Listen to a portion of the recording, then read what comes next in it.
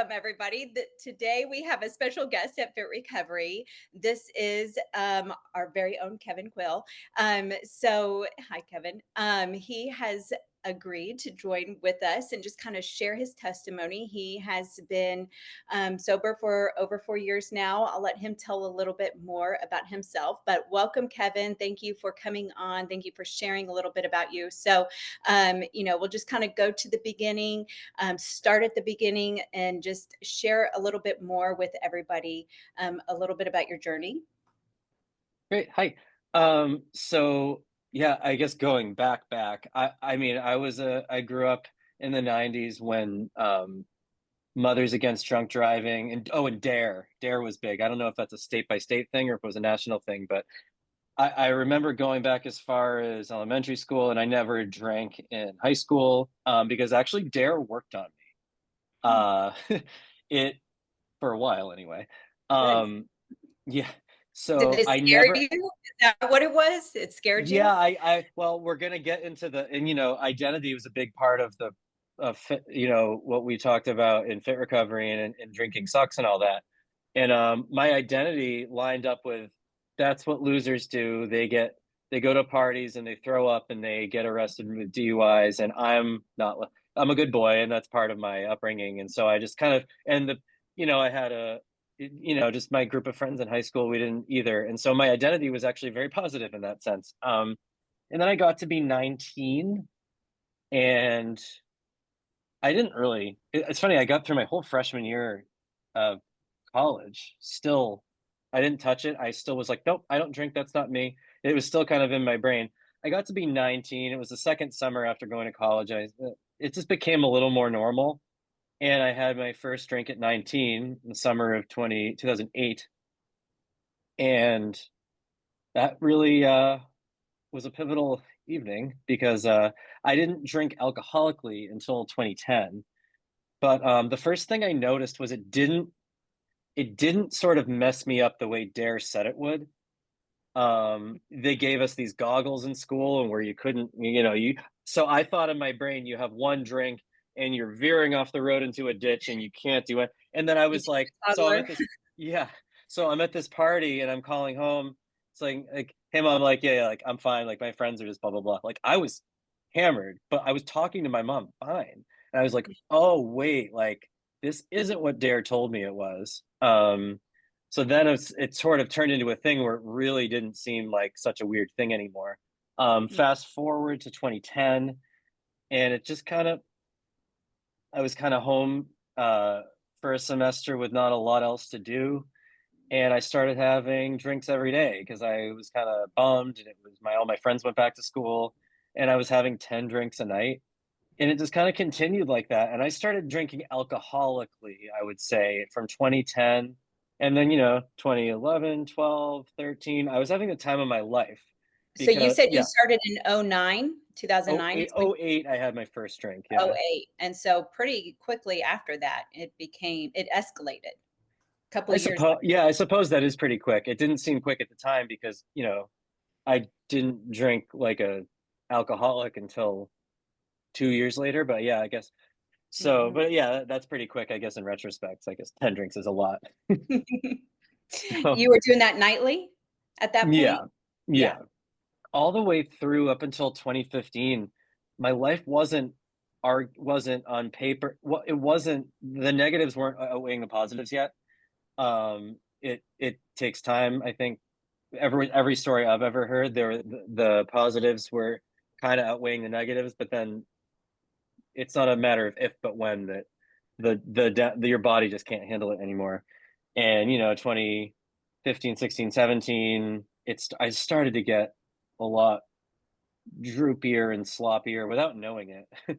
And I also had a scary liver test. But going back to 2012, I started reaching out to people knowing I had a problem.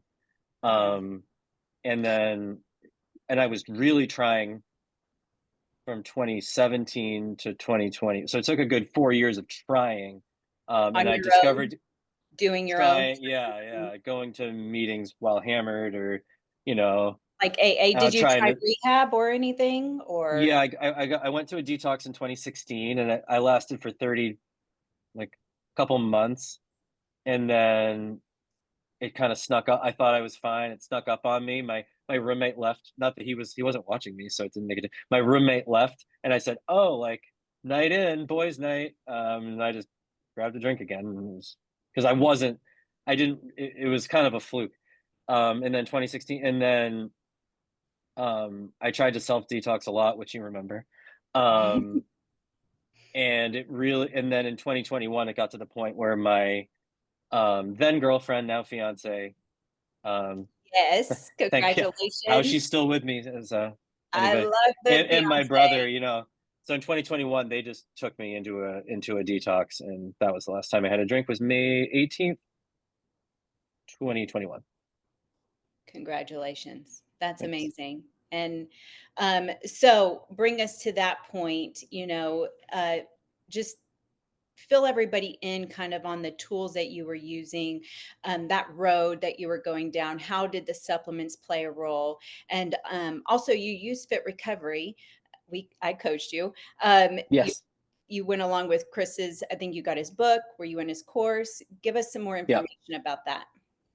Yeah, so Fit Recovery, I was obsessed. What it really did was lay the groundwork even before I started acting right. It sort of opened up, it opened up a scientific element I had never heard before.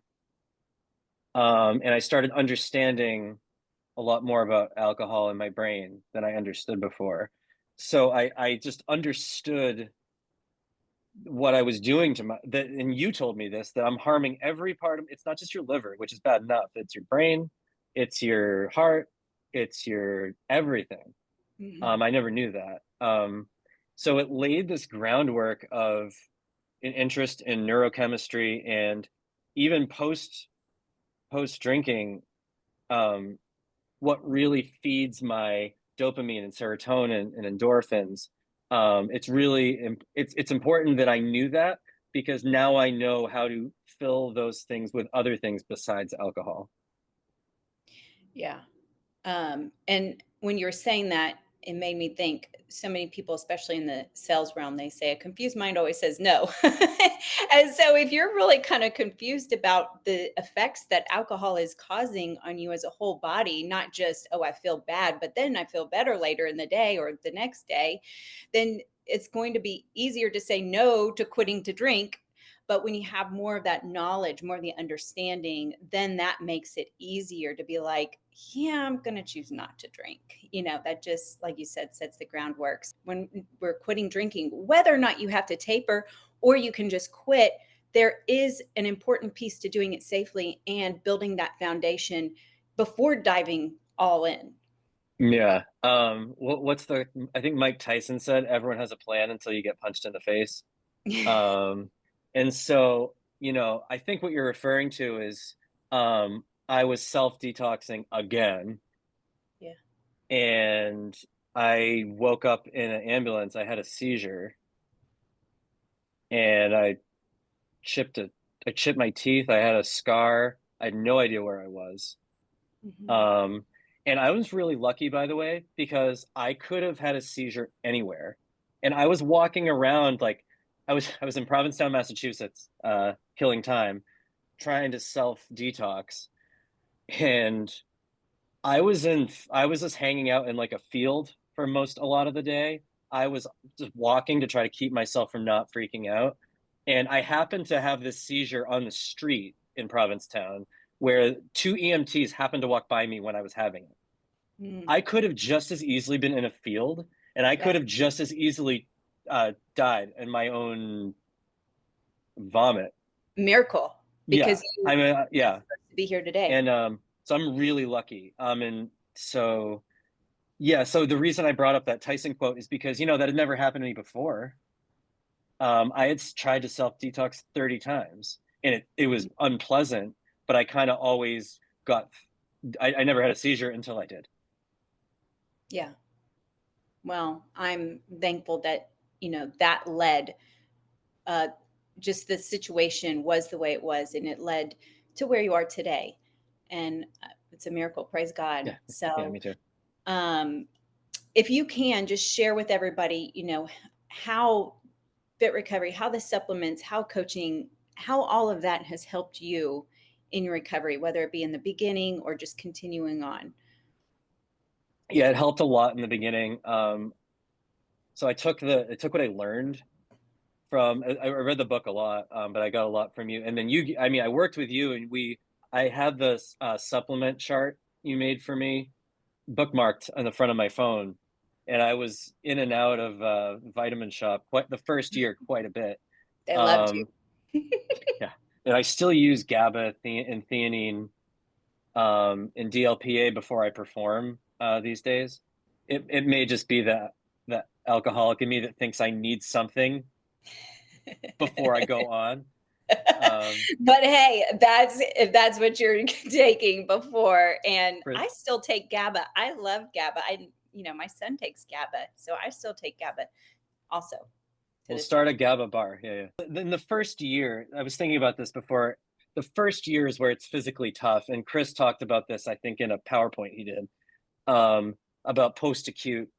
I was really lucky too because I had an outdoor job waiting for me. I still had a relationship. I still had a relationship with my family. I was sort of spat out into a pretty fortunate situation, and not I know not everyone it winds up that way. I'm just lucky that way, but it was still tough. And I took up golf, and that was great for exercise and being outdoors. Cold exposure, I read about in the book. I used cold exposure the first year and to this day. Um, and yeah, so the first year was just physically getting myself. I used the supplements, um, cold exposure, and exercise and golf as exercise and a new hobby. I did a good deal of cardio as well to get a more Yeah, natural. you lost a lot of weight, right? Yes, and I lost 70 pounds in 7 months. Okay. So, So I see that as like, hey, you were implementing healthy alternatives. And, it's not like you went into like full sugar addiction and didn't have any of the supplements to help with any of that. But then it's kind of like you got into that 6 month period and now you've got a new goal to work towards. Now you've got to lose weight. And I see that kind of as a catalyst that kept you going because you continued to have those goals all throughout.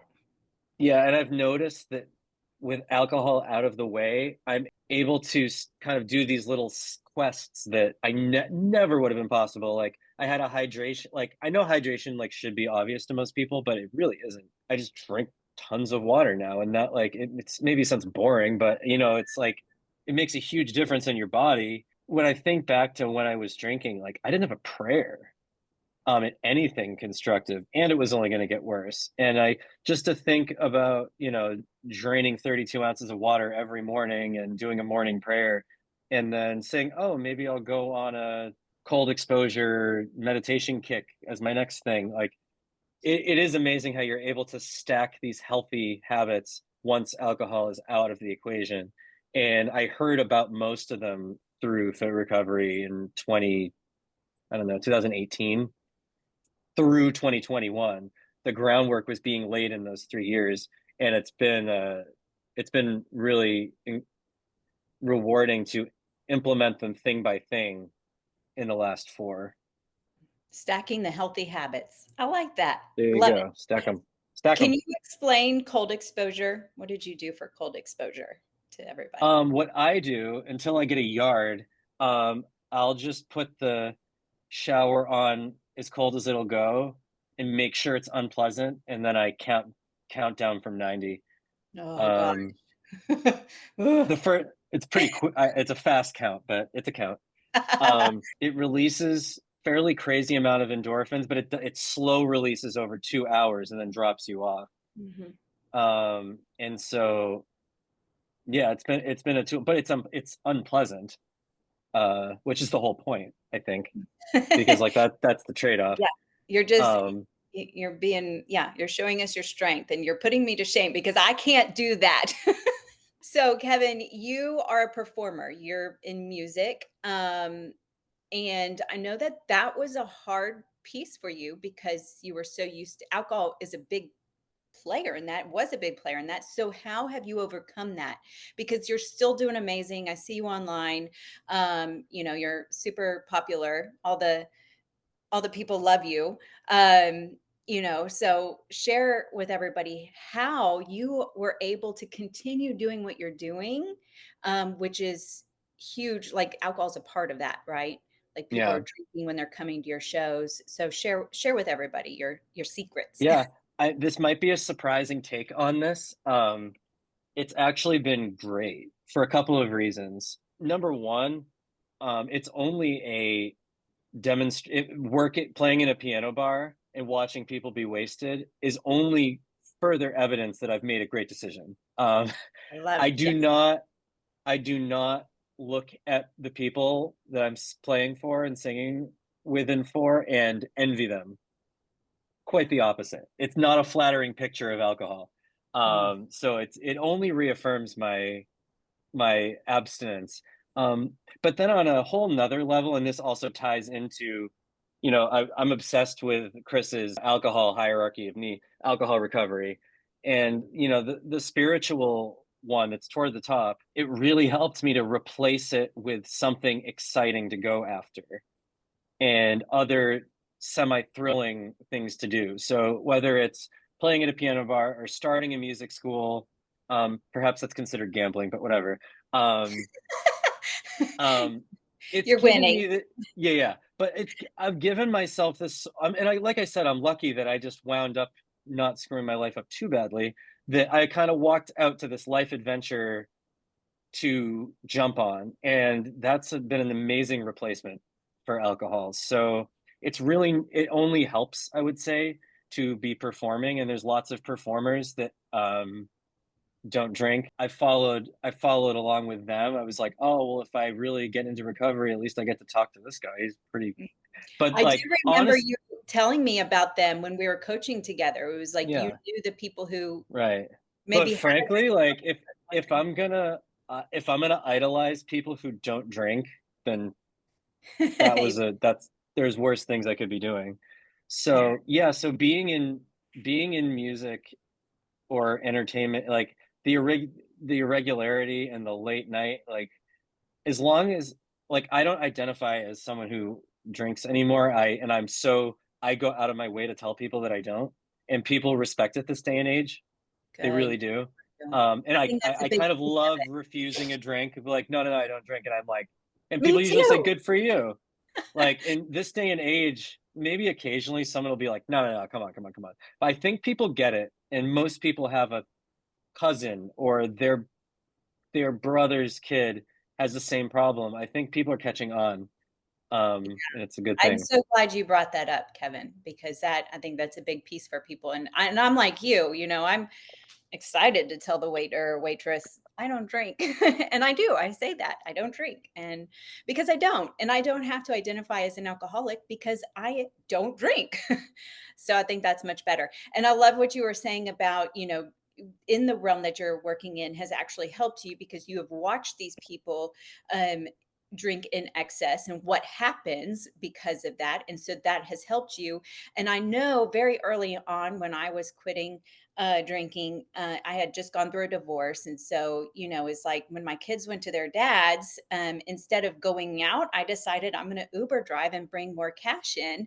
Some people call that dangerous, but that worked for me. I needed that adrenaline rush, like, is this person going to kill me? But also, it helped me because I saw those people getting into my car. I think the car in front of me, one of the Uber drivers in front of me, one lady was getting in, she wasn't wearing pants or underwear. And I was like, thank goodness she's not coming in my car. But those kind of things really helped me because I was like, that could be me. That could Yeah, be me if I kept this up. right. And so I think that's important. And you kind of touched on the spiritual. I want to talk more about like, the social and the spiritual. How has that helped you through recovery? Those pieces, like changing your friendships, maybe some friendships had to die. I don't know. Tell us a little bit about what changed in that realm that helped with recovery. I didn't have like a group of drinking buddies. I was a pretty like I travel and work on my own. I would just I was a very solitary drinker. I wasn't really surrounded with anyone who did, so that wasn't a problem. Um, Spiritually, yeah. So I mean, first of all, what I was just and actually, I had a question for you in a second, trying to get a free coaching out of it. No, but you made me think of something, which was yeah. So I mean, spiritually, in terms of the self identification and having something to kind of um, sort of an adventure to take part in that to replace the sort of thrill of drinking or whatever. I had my first very challenging moment less than a year into not drinking anymore, and it was very difficult. And I called you, and because I was having a very, very difficult personal relationship problem, and I didn't. It was like everything was caving in on me, and Mhm. I remember you got you about ready to pop. You got down on your knee and just prayed for me, and it was it was the only thing that could have helped in that moment. Like I remember just breaking down. I don't know if you could tell over. I tried to hide it over the phone, but I was just like, just to have someone that cared that much for me at that moment meant a lot. But also that, I couldn't control what was going to happen, but I needed to believe that I was going to come out, that this wasn't going to be that in however long I was going to be okay.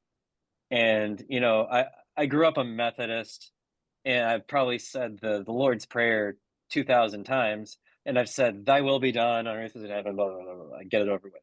But when I think of the part "Thy will be done" as opposed to mine, Mhm. that actually really solidified very helpful mantra for me because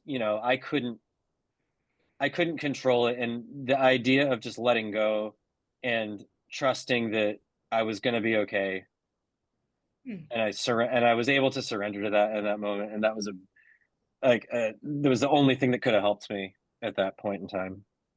Man, it's powerful. And where are you at today? About to get married to the fabulous woman in your life, and she is Yeah, fabulous. I know she was a big support role in your yeah, very lucky. so, That um, oh, and that reminded me, the thing I wanted to ask you was because you were talking about having very tough times very early for you.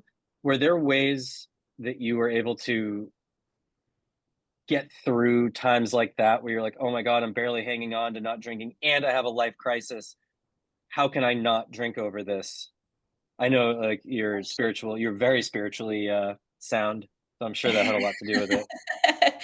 well, those who talk to me and know me that my faith is in Jesus Christ, and being oh gosh, I don't even know how many years, 7 years, I don't know, 8 years maybe, I don't 7 years maybe, alcohol free. Going through my second divorce, I had a really tough time, and I really didn't work a whole lot during that time of grieving. And I can come out today and say, listen, I was taking the supplements. My life, I'd already changed my life to fit my who I am without alcohol. I was living it, but I mean, it was tough. It was tough. And it was my faith that brought me through. It wasn't the pills, with the supplements, it wasn't the healthy eating. I mean, of course, all those play a part in it. I continue exercising. People are like, you really run that much? I'm like, yes, I run that much. I'm a single mom of three children. I run a lot. I pray a lot. I read scripture a lot. And it was my faith that pulled me through because, um, I mean, those are the storms, and strength is not built without resistance. I hope that answers your question. But yeah, that was just recent. I'm recently divorced a second time, and we had a baby in our marriage, as you recall. And that was, I grieved my first divorce, and I grieved with alcohol. I grieved my second divorce without alcohol.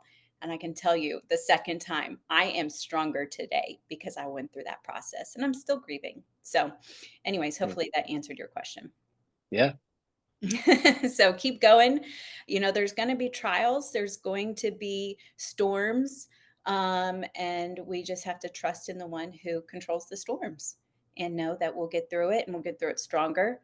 and having that hope. Hope is I mean, it's huge. Like without hope, it's hard to move forward. And sometimes we just have to say, I'm calling this day. I'm going back to bed. I'm going to eat a cheeseburger today and go back to bed. So, anyways, well, Kevin, it has been such a pleasure. I love getting text messages from you. Every year I get text messages from Kevin, and I hope I will always keep in touch. I hope I'll get pictures of the wedding. Maybe you'll invite me. I will come. I'll bring the GABA and We're just if doing you lines of GABA. right like what are those people doing? um so if you could just leave people with just some of the big takeaways how fit recovery has helped you in your journey. Yeah, as I said, it started a journey of curiosity about the body and the mind, really an idea of purposeness, introduced the concept of self-identification. And I say alcohol free too, maybe just because it's like a newer term, but and the idea of transcending alcohol. I'll go to meetings still as like maybe 5% of what I do because a counselor at a detox I went to, he said, you want to keep a healthy fear of going back. Keeping a healthy fear of going back has been a tool for me because it keeps me active, but I don't think about it much. It's like it's just this little thing in the background, and I'd like to think I've transcended it. I know that would not be with the phraseology in some groups, but I don't drive by a liquor store and think, ooh, like that would be good. Mhm. It's just kind of drive by, and it's this place that has a bunch of like Yeah.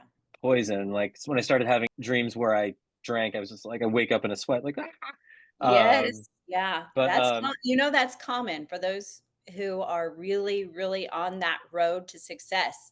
That is very common. And in the beginning, I had those dreams. And, if my clients tell me that they're having those dreams, I'm like, yes. Because, I know that that's just the subconscious, like letting it go. Like, hey, we are not wanting this anymore. I know it was frustrating for you to watch me because it took me quite a while to come around to this, and it's tough because you need to have a visceral reason to stop doing, and it's very illogical. Like on paper, I had a reason to stop for 10 years, but you have to really, really be backed up against a wall. I guess. Like I tried to do it myself so many times, and it was really just I got sent into a detox, and I came out ready. And I knew that I would come out without a relationship, and my brother would stop talking to me, so that helped too. So maybe that would be my piece of advice: have people around you stack the deck as much as Mhm. humanly possible. Hold you Um, accountable. but Yeah. yeah, I mean, fit recovery was it was just it's embedded in everything that I do because I'm so interested in neuroscience now. I have a neuroscience of music is a huge part of my curriculum, and I started thinking about neuroscience in 2018 when I read the book, and just how the body works physically and how it works spiritually. Like that all started when I discovered this program in 2018. Wow, that's amazing, and you're bringing that into your work. So, and I know you're going to do continue to do big things with that because that's huge. And going back, I I know we did work together maybe over a year and a half, It but I was was not more, patient yeah, with you, like because you would just continue to keep trying, and I think that's so important. So I was frustrated with your situation for sure yeah. because my heart was broken, but somewhere deep down, I just knew you were going to get there, and you did. And so I don't take any of it back because Yeah. it's brought you this testimony you have today that you can share with others. And so I hope that you continue to share your testimony because it's amazing and it will help many people. Did you want to sing or anything for us before? I've used up all my I've used up Okay, all okay. my People will have to do go you and want to find see it? you. Do you want to see a clip from this? I'll demonstrate the Yeah. drunk. Yeah. Just keep your eyes on me. She said you're holding back. She said, this moment is my destiny. She said,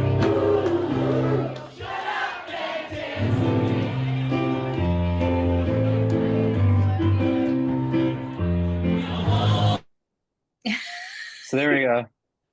I love it. That's awesome. So where can people find you, find your music?